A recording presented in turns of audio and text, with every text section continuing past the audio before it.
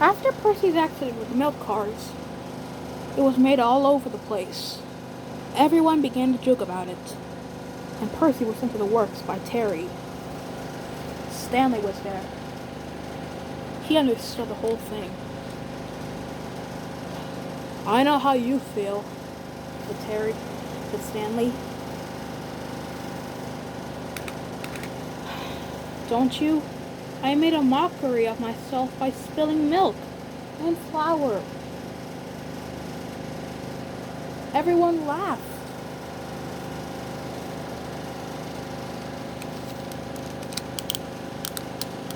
But I don't think that's funny at all," said Stanley.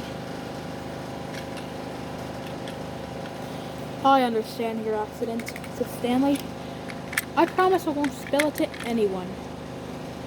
"Pooh-wee," said a voice. "Is that the tank engine who got in a mess with the milk cars?" "What do you want, James?" "Sir Topham Hatt told me to tell you that I'm supposed to be doing important passenger duties that you were assigned to do. And I'm really pleased about that." "You wouldn't like it if you were in a mess, would you?" said Stanley.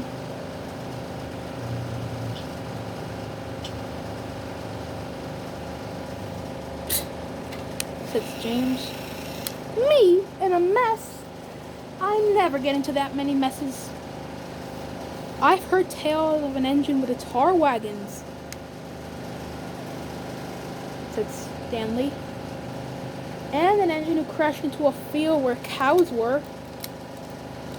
James was cross. "Oh, I'll show you," he said, and puffed angrily away.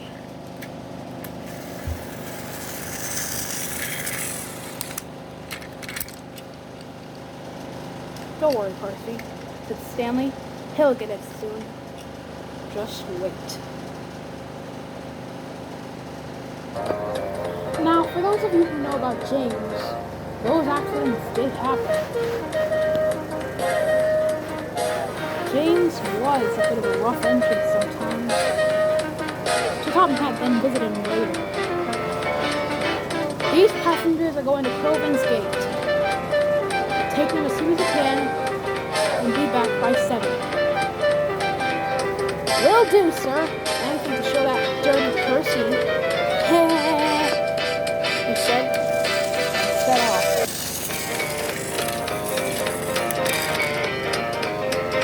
James loved making a mockery.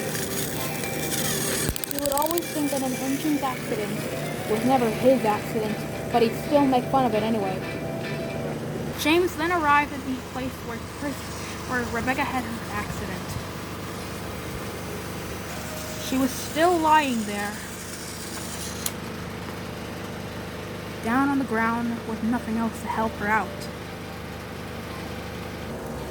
Well, the yellow banana just took her fall," said James. "I hope the banana peel doesn't slip off."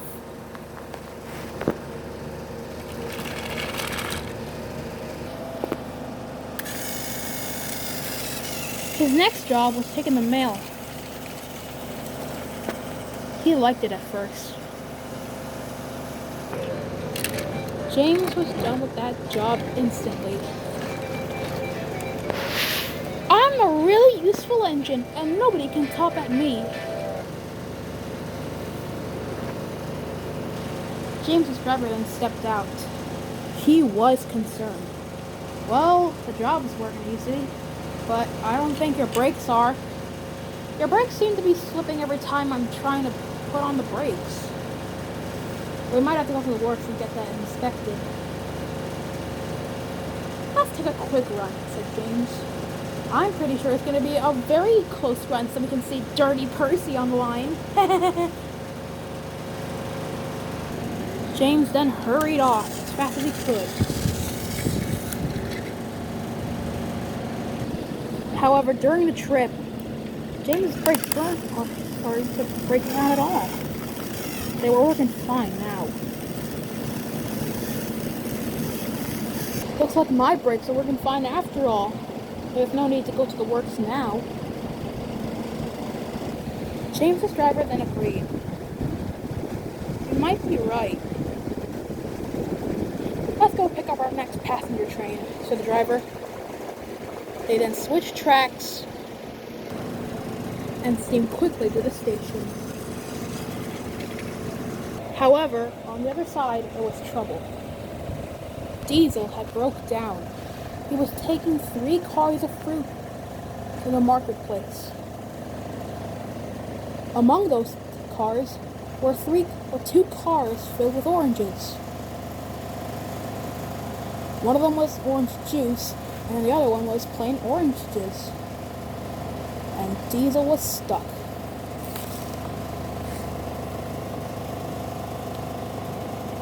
Let's just hope another engine doesn't come and crash up, said Diesel. But he was wrong. Diesel then heard a whistle. And out of the tunnel came James, racing as fast as he could. James then saw the freight cars. The driver put on the brakes as hard as he could. But it was too late. James biffed the cars. The oranges flipped over the air. And then...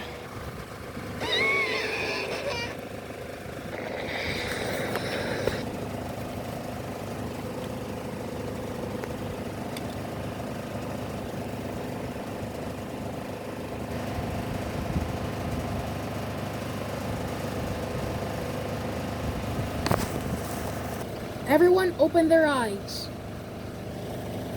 just to see poor James covered from funnel to footplate in orange juice. My lovely shiny red paintwork! Ruined! Diesel laughed as hard as he ever could. You don't feel splendid anymore, do you?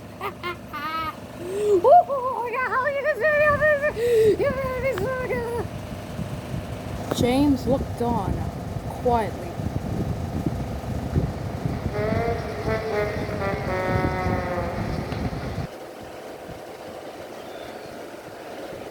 When James arrived back at the station, he was really upset. When James was finally getting cleaned up, he then saw Gordon. My, James! I can't believe you're going to be smelly and oranges for once. I thought Percy was in a mess. But you smell even worse than an orange pulp. James said nothing. He felt in disgrace.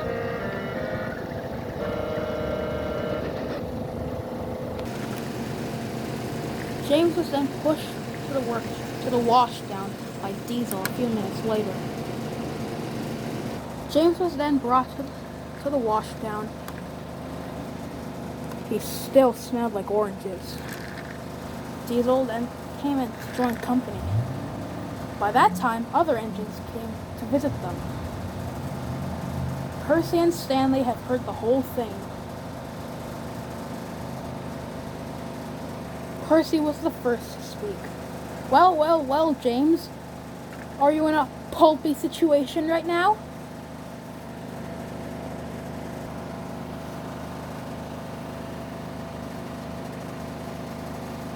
And hey, James, Orange, you glad you're still in one piece?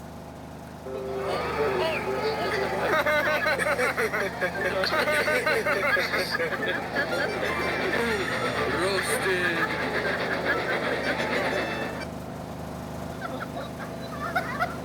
The engines laughed and laughed. James, however, stood there very quiet.